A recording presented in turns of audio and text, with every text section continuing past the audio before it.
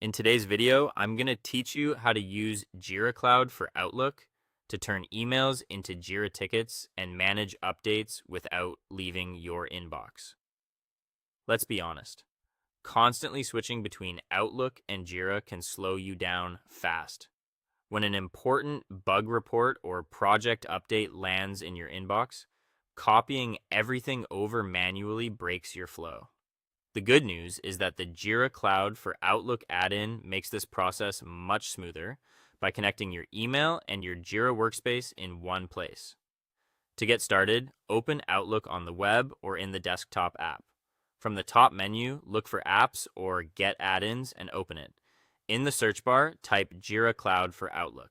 When you see the official add-in from Atlassian, click Add or Get it now.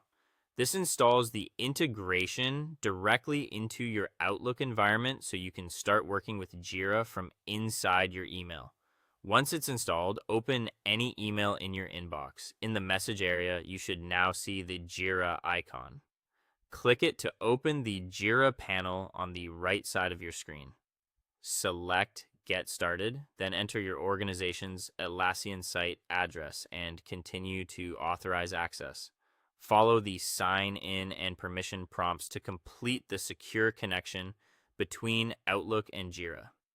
Now that the connection is active, you can turn an email into a Jira issue. Open the email you want to use, then in the Jira side panel, click Create Issue. The add-in will automatically pull in useful details from the email. Usually, the subject line becomes the issue summary, and the body of the email is placed into the description field. This saves time and reduces the chance of missing important information.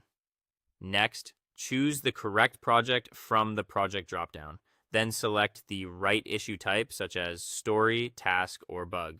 If needed, refine the issue by setting the assignee priority and any milestone or release information available in your Jira setup.